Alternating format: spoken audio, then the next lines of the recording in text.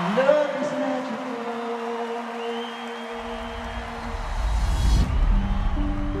This Is a Concert tour would have given people something to walk away with. It was incredible. That's how I feel. This time was very special because he knew that not only would it be a great opportunity for him to share his love of music and dance with his family and children, but he knew that his fans wanted it. The world's the worst to explain. He would come up with a great idea and he would go, okay, now how can we do that better? Tell you.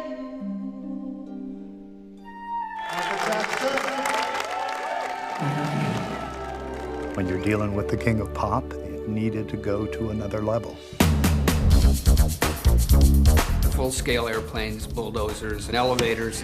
It ended up being the biggest of anything we'd ever done. That's how Michael thought. You know, if you're not going to do it big, don't even think about it. This is going to be his last go-round live. So there was never any doubt it was going to be Kenny working with Michael. He wants a downpour. I think Michael believed that I would make things happen and that he could trust me, that at the end of the day, what we were imagining together and building together, that I would take care of my part. It came together in record time, and it was quite a thing to behold. Go! It's just amazing how close we came to having what would have been the greatest show ever.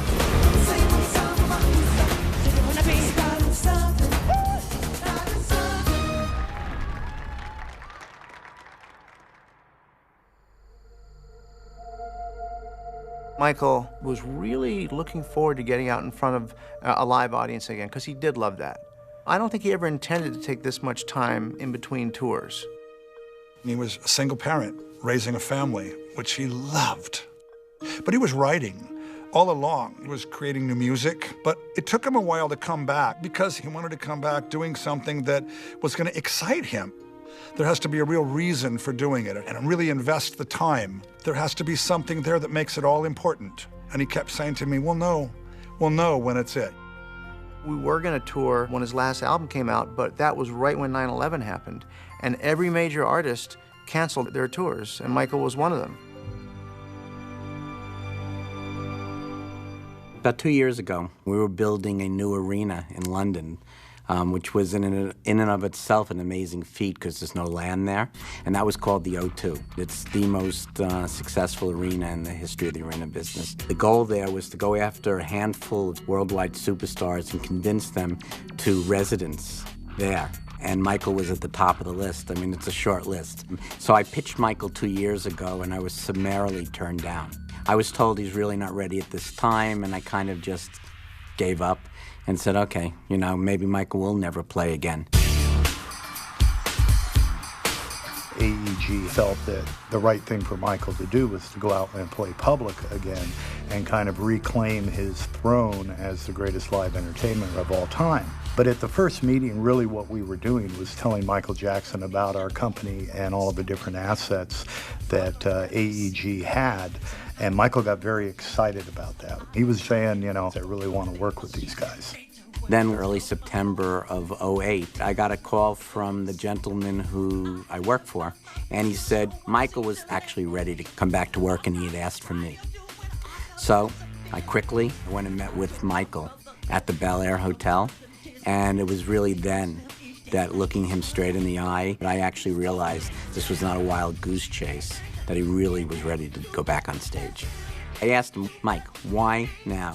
And he said something very kind of a peek into his soul. He said, you know, my kids are old enough now to appreciate what I do, and I'm still young enough to do it. And I think that motivated him even more than the money. I could hear it in his voice. And he said to me, this is it. And he said that a couple of times. And I said to him, you should call it that. And a few weeks later, he was doing a press conference, and I saw that. Michael Jackson's here. Go straight on stage. It will be a 3-minute video and a bit of talk from Dermot. So that's enough time to ring the death. When we did the press conference in London, it was the biggest press conference to announce a live entertainment project I've ever seen. He was so nervous and like really concerned as to what he was embarking on and how people would react to him after so many years. And as he heard the roar of the crowd and started walking up the steps of that stage,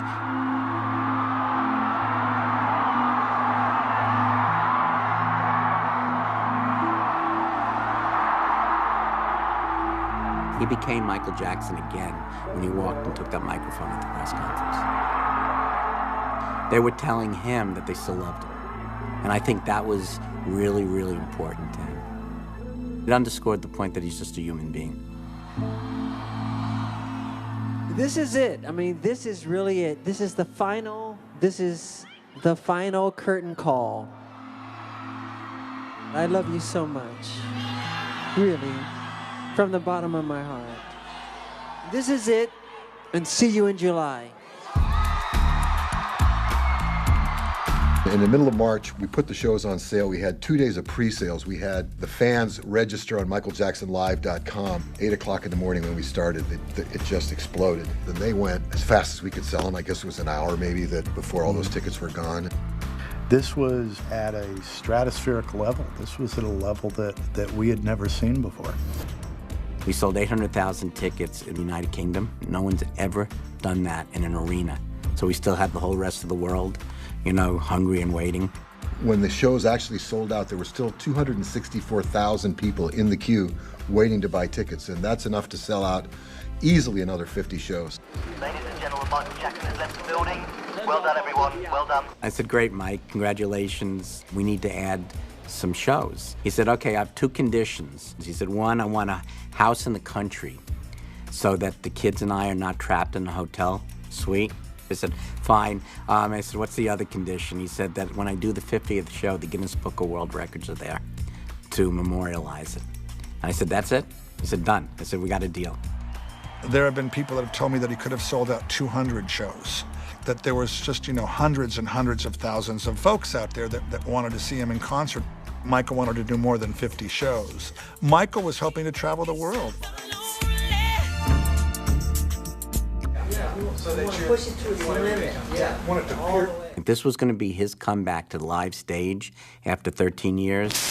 It was going to be bigger, better, and more amazing than anything that had ever been done before. Stand by and cry out, chest. He felt that Kenny would help him really execute his vision in a way no one else could because he understands him so well. And that was the start of the creative process. And those are the toasters, and they're actually in the stage now, you can see. Those guys worked on Dangerous together, they worked on History together. It would never have been anyone but Kenny. It's just the way Michael was, and Kenny wanted to do it. It was preordained. And it tilts, Michael. It goes like this. Yeah, I want to see the transform at the same time. Yeah. I think Michael really believed that I had a real understanding of an appreciation for entertainment and where he was coming from as an entertainer, the value of the audience, and that he could trust me. And Michael said to me, let's put together a group of the greatest artists working on the planet, and then let's do everything we can to inspire them to go to places that they've never been before. And so I set out to invite people that I admired in lighting, production design, choreography, music. And Michael met everybody. And Michael would say, now it's time for us to take an adventure together and go to new places. Plus the depth of it is very exciting. I mean, I haven't seen that before, this kind of layering going down. What about your pods? When are you planning for that? Well, 2 things. One is to have them high up above the mother grid. This Is It was Kenny and Michael's dream project, and they called to see if I was available, and I was in Morocco at the time, and I said I'll be back on the next plane. It was great to do it again and do it on such a large scale and have all of the sort of top professionals in the industry, you know, available to us. Okay, I would feel a little bit too of Heal the World. Yeah. A little bit of Heal the World. We'll weave that in that tapestry. Michael is such a perfectionist that he wants people that act that way and carry themselves that way. And on his level, you have to be that, or you don't be there. Hello, Michael. How you doing, buddy? Good. You know, he expects you to be at your best. He says you're here because you're the best. I expect you to be at your best at all times. And then he would go on to say, now the difference is that I challenge myself the same way. And I'll come this way. For the first time in my life in a long time, I would love to get up and say, I'm going to work. You know, and people walk by and say, how you doing today? Oh, I'm doing great. I'm with MJ. I'm still looking at him trying to see what can I learn to enhance me, you know? And it was always something good. Well, what was unique about him is the fact that he worked so hard. And he wasn't afraid to get out of the box, as they say today. He wasn't afraid to chase something, to try something, to do something that other people might think was impossible. Michael Jackson was unique among artists I've worked with in that he was so unashamedly bold. He just wanted to break every barrier and every boundary and do everything new. And other artists, you know, want to do like what Michael Jackson did. Michael liked to do things big. He would often come up with ideas and we would say, well, Michael, nobody's ever done that and it's gonna cost this much and I don't know if we can do that. And he would go, oh, that's why we gotta do it. He had this artistic vision in his head and he just was relentless in getting to that vision. But the challenge is to give him what he wanted but still make it somehow work in a business sense. Crazy. Crazy. The creative process, the actual beginnings of it, really were dictated by Michael. I mean, he's a genius. Money really didn't motivate him. And he was going to do whatever he had to do. Because Michael's vision knows no limit. He used to always say to me, when the show opens, it has to be like nothing anybody's ever seen before. So that sets you in motion. That's your sort of like, you know, okay, that's where we begin. I have an idea. Michael, I think we need scratches and white noise and a Interference. A bit of interference. Maybe not all the way through. Maybe in the beginning. Yeah, it just is. You know, just sort of like, you know, so the audience is kind of like, what's happening, you know, and you know, what is this? Is this supposed? Is this accidental? Is this on purpose? And then suddenly that thing opens up and Lightman comes, you know, out. I think we're going to be sensational. Yeah. Kenny Ortega wanted a pre-show that would create an air of mystery in the arena, so as people were coming into the arena, they would see something about to happen on stage. So we designed a kind of cacophony of lighting equipment and chrome spheres on the stage that were sparking with energy and about to come to life as the show began. Then Michael came onto the stage floating in his suit of lights.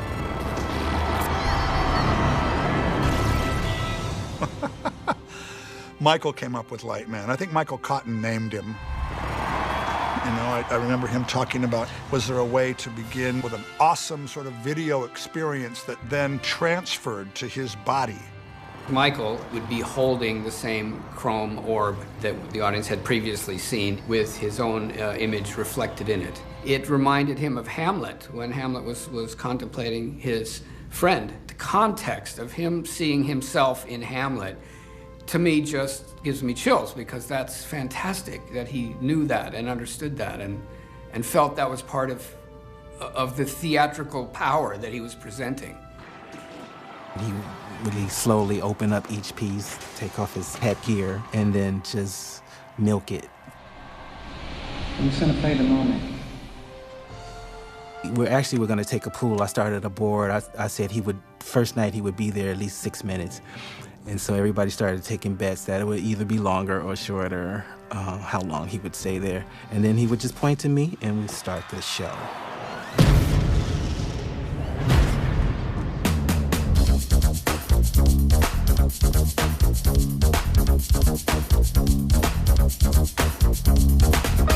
For this is that I think we approached it in the way that, you know, the audience is going to want to see the quintessential Michael Jackson. They're going to want to see the classics, but there's always an element of surprise to a Michael Jackson show. Are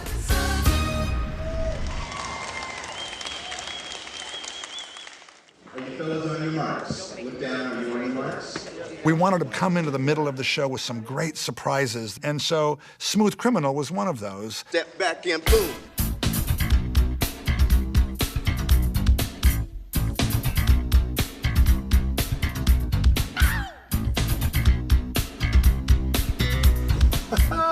Cut.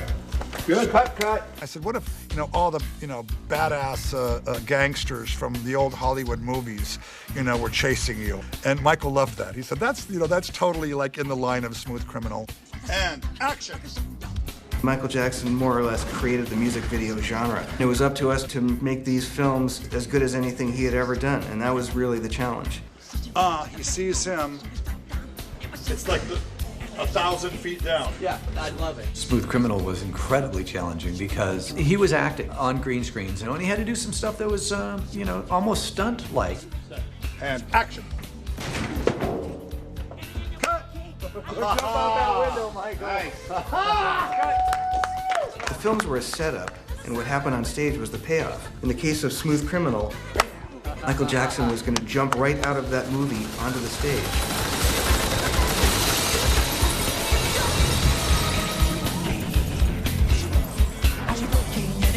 Some of our films were interactive in that capacity where we were playing the screen. Some of them were like, sizzle pieces or pieces that led us into a particular a song, offering Michael a chance to catch his breath. And some of them played as cinematic images, moving behind Michael while he was on stage performing. And so the short films played many different dynamics throughout the concert. They were a big part of it. And he was very proud of the fact that I think we had the biggest 3D LED high-def screen ever. The two sides are going to roll a little bit out of sync, so I have to do it manually, okay? Here we go. 3, 2, 1. Michael just kept stressing, we got to find the new thing. We got to find something that's spectacular. We got to find something that's never seen before. And I was working with Bugsy Haugdahl, our production manager, and we had come up with 3D video, which had never been done in a concert before, had never been done with LED screens before. Wow. I think I was a little in shock to see it really hanging in the Staples Center. It was 100 feet by 30 feet. No one had ever done a video screen like this, much less a 3D one. What makes this technology new is that an LED screen is bright enough to cut through concert lighting and give concert audiences the full 3D experience for the first time ever. When the 3D element came into this show, it added infinitely to the layers of technology that had to be accommodated. So everything that we planned went out the window, and we had to start anew because of the filming requirements of 3D. I'm loving this. Anything that we can get more up in the mountain. It wasn't just a stage show anymore. It was a show of visual illusion. Perhaps another bolt of lightning hits it and brings it off its thing and it floats up We like for our audience. We like good.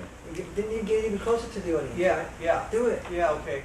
Michael was a big fan of 3D and of classic, horror film. And so, in appreciation of all of that, he thought it would be fun to do a 3D thriller. Do not show this to anyone, or I'll have Vincent Price haunt you in your dreams.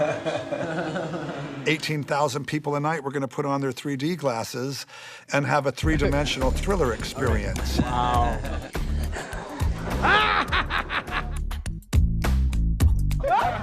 Look at this, the sword. Chandelier into the camera. Right. We didn't set out to do a better film than Thriller. I don't think you can do a better film than Thriller. So what we set out to do was have fun within the confines of a thriller concept. So we really took the Haunted Mansion as our starting point. And so that you start with lightning flashing, takes us up to the rafters where the guy comes down a chandelier hanging himself. Go! Then it becomes very fun and lyrical, and we have cavorting ghosts jumping about and swinging on it and doing stereo gags in our face. And one of them leads us out the window and into the graveyard proper. And the characters in that, we very much echoed from the original film. People crawling out of the grave, and zombies coming toward camera. As the camera's first person pushes through and gets to the stairs, and we think we got through the last of the zombies, and we head up these stairs to freedom, only to meet a giant 10-foot black widow at the top of the stairs. And at that point, we end on a matte painting, and that was then to be the backdrop for the actual live performers that were going to be these same people that we've just seen on stage that are now zombieing and doing their thing, and then the whole piece plays out. And then Michael was going to come out and be revealed underneath the Black Widow. And then elements would go off the stage and into the arena and drop down out of the ceiling. So he liked to call that 4D. Michael Curry, who designed with Julie Taymor, Lion King and many other tremendous productions, worked with us and created these fantastic human-manipulated puppets that were going to fly over the audience, and these fantastic things that were dropping out of the ceiling. And then that combined with Michael and the dancers and the band and the singers and the lighting and a 3D film happening all at once was going to be our, thriller spectacular.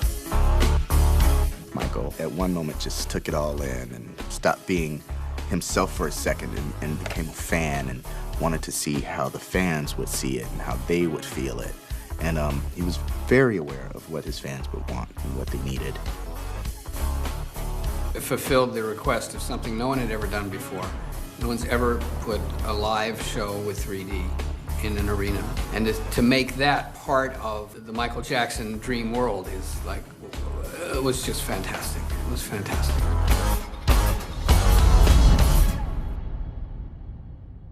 I have 8 yellow comets, 8 red comets, and 8 1 second by 35-foot silver gerb effects. Okay.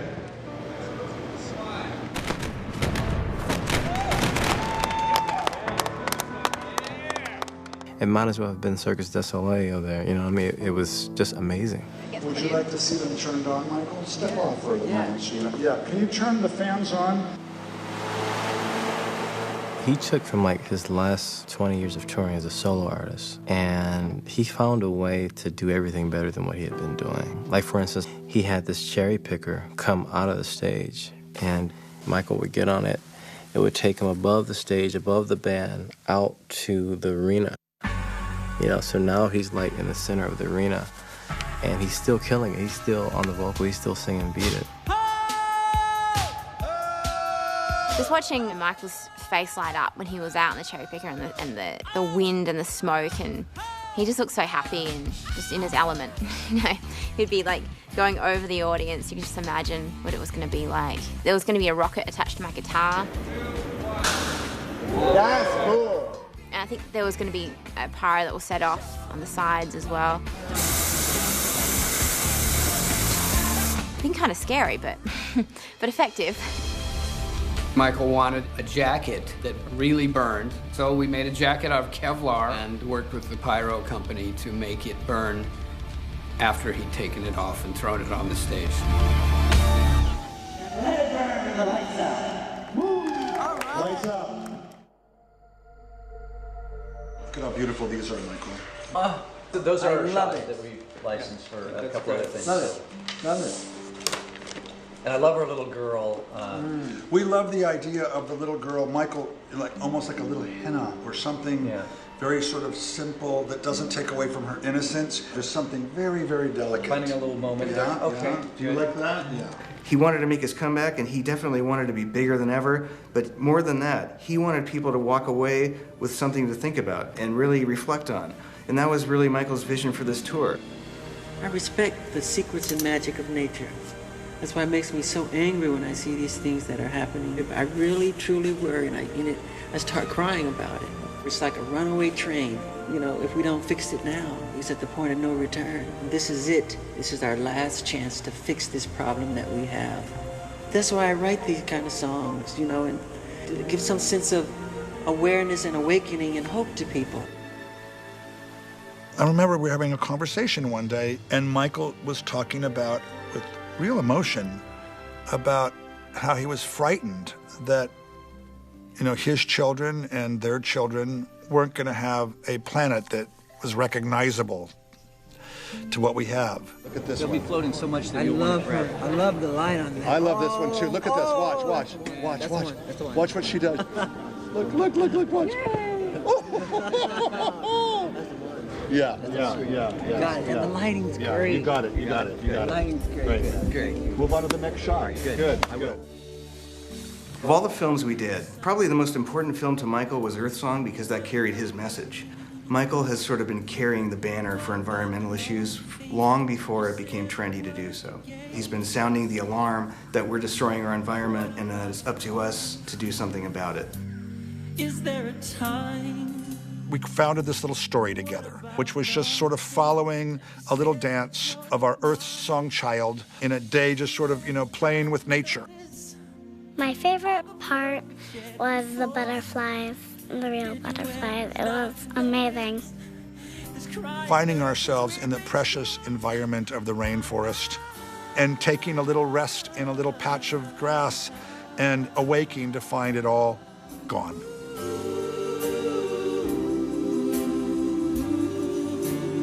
And the metaphor on that piece is that we as a human race, like the child, will fall asleep. And when we wake up, our world will be ruined. So we were very respectful of that. I was trying to save the last plant because they were burning down the forest, and there was this last tiny plant that I had to save. And I put water on my eyes, like right here, so it looks like I'm crying for the last plant. At the end of Earth Song, our little girl in the rainforest was going to walk right out of that screen onto the stage with Michael Jackson. And the tractor that destroyed her rainforest and devastated that landscape was also going to make an appearance on the stage. The tractor door was to open, and a human being was to get out. And it was meant to carry Michael's message that it's not the machines that are destroying the world, it's the people that are destroying the world, and it's up to us to do something about it.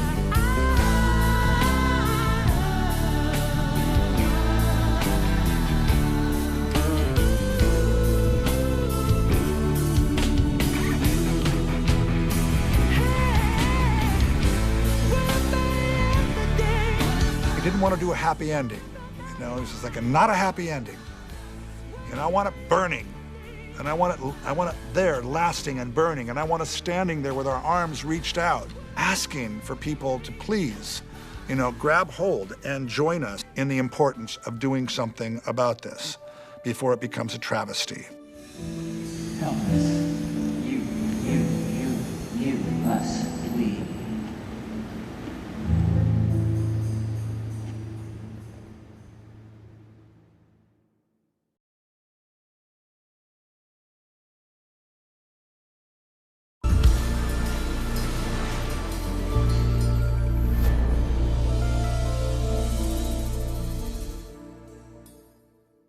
We found early on that This Is It started to take on all these meanings, and it wasn't just about a return to the stage and selling albums, but all of his songs and all of his short films always spoke to, humanity. If they say why, tell them that it's human nature. Why, tell you that way. They say why. It was important to both Michael and I that we had moments where the audience was alone with Michael and the music, without pyrotechnics and without special effects, and the special effect being him.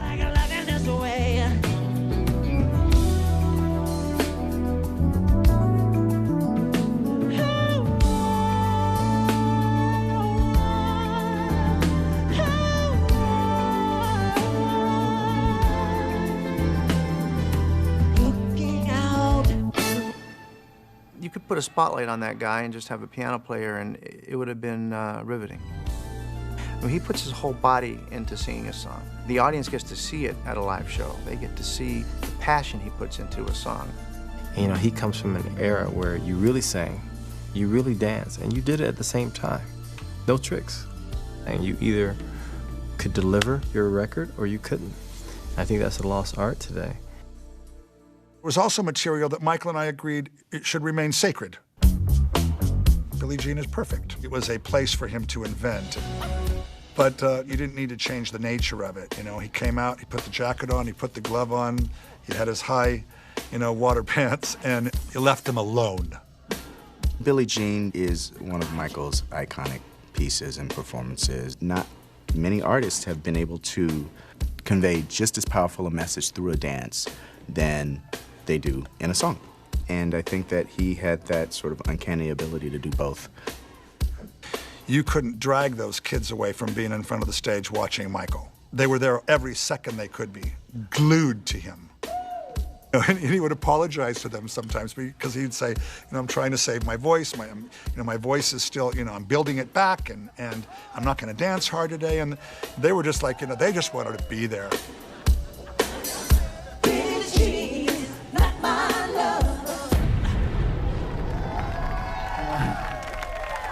least we get a feel of it.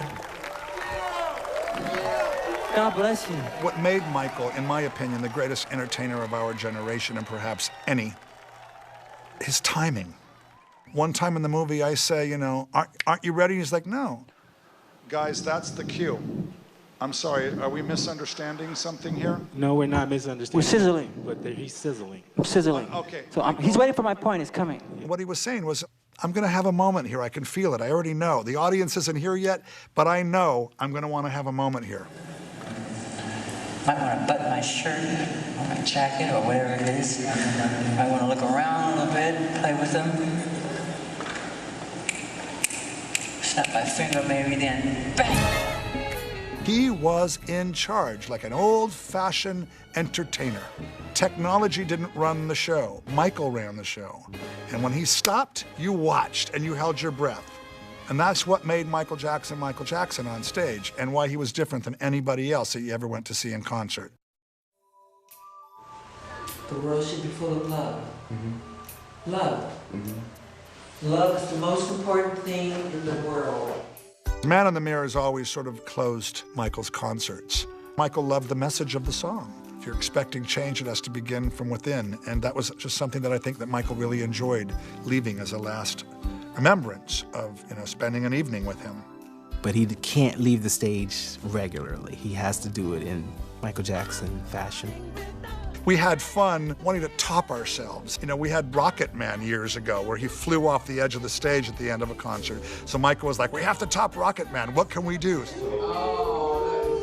Part of the creative of the show is called MJ Air. MJ Air was the only 3D piece we actually viewed at the Staples Center in the 3D screen. It was incredible. What we're going to do is have the whole theater rumble so that you felt this jet was coming from somewhere, and then you just start to see a little nose peek in, and then the wing turns around, and the wing felt so like it was over your head. You'd watch people do this, and you could just see that they really felt like the wing was right on top of you. You see, they don't look that good anymore. Michael would have sang the last refrains of the song. The entire cast would have climbed up to the top of the stage platforms and then exited through a stairway that emerged out of the video screen. Michael Cotton had designed it so that a door in the actual screen opened up. And so that physical screen matched our graphics perfectly, and the stairs came down. Last person out would be Michael, waving goodbye. The video door would close over him. And then the plane would taxi down the runway, turn around, fly out right over the audience's head. It was just the coolest thing. And that effect would have really worked. The cast and Michael would be taking a quick elevator down to floor level, be in the cars and out of the building. It's the old Elvis has left the building. You need to get him out of there. This show, production-wise, blew away anything he's done in the past, and I don't think anybody would have come close to this for years. Michael is very into letting the show speak for itself. Seeing the show does the talking. The show speaks for itself. That's how it should be. Understood. You know, he goes, it hurts the show when you talk about all of that too soon. You know, so it made sense to me. And that was part of his, you know, sort of intrigue, the mystery and the theater about it. I don't think there was a better show than what you would have seen had we got over to the UK. I'm convinced of that.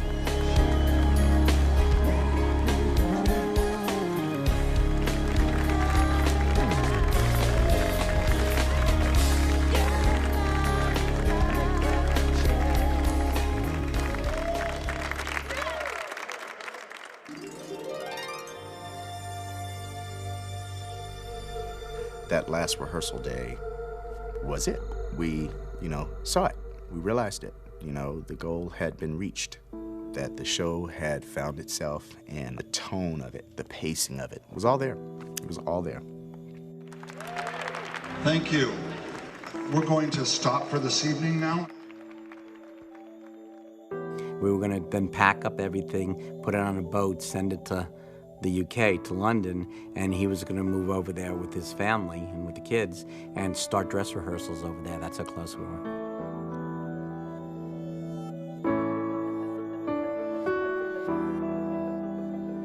It was just really sad, when he passed, because all of us felt so, together and ready to do this. And Michael seemed so happy and ready to put on the show. God bless you. I wish he had, gotten to do the first show, gotten open at O2, because I knew it meant so much to him. He was young enough to do it. His kids were old enough to appreciate it. The fans wanted it. I know he missed the stage. He was so looking forward to this, so looking forward to doing what it was that he loved all of his life. And no one invested in it more than he. And he was a part of all of it, every bit of it, from the costume designs and choreography and music and vocal arrangements, from the lighting and the scenic, production design to the films. Michael was, the man in charge.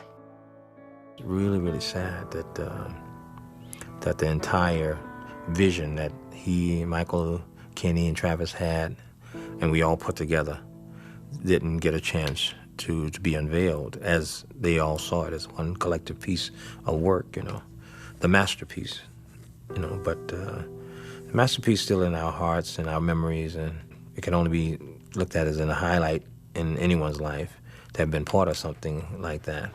We'll just run for a sound check, Man in the Mirror. Okay. And then we'll talk about the ending, MJ Air. Your favorite part. Yeah. Right? He loved that. The fact that we're able to share with the world what that process was like, and the documentary is something I'm very grateful for, because I think, a huge tragedy would have been to, let these ideas not happen. None of us ever expected to be doing this kind of a film. There were no cameras, on tripods and booms. There was no design.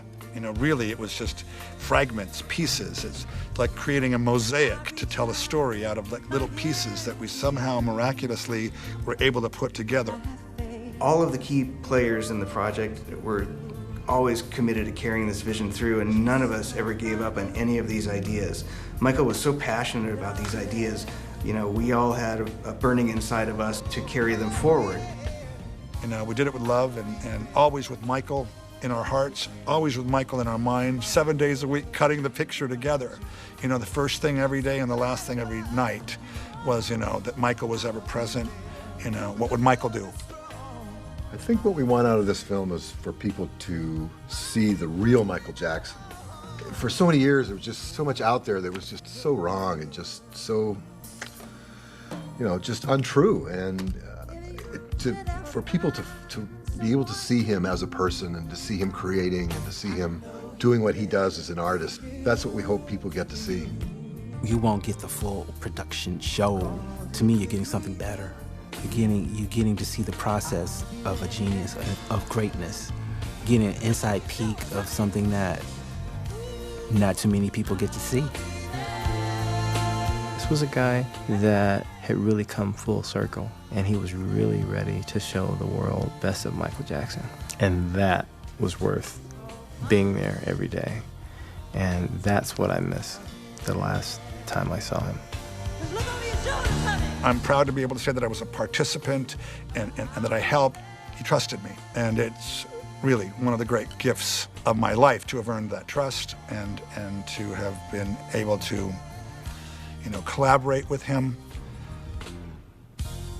and to just, to take part.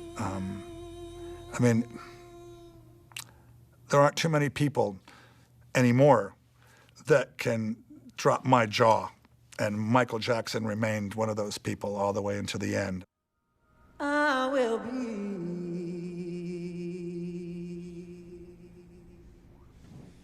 there.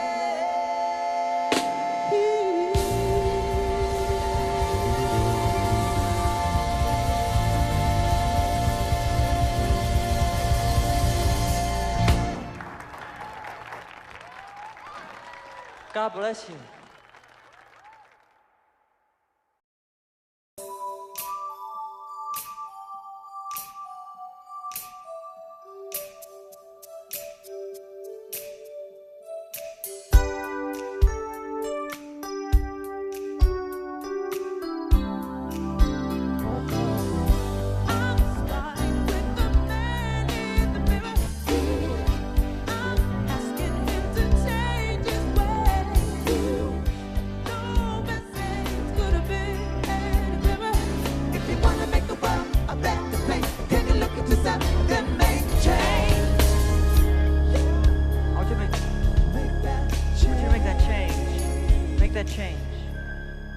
change.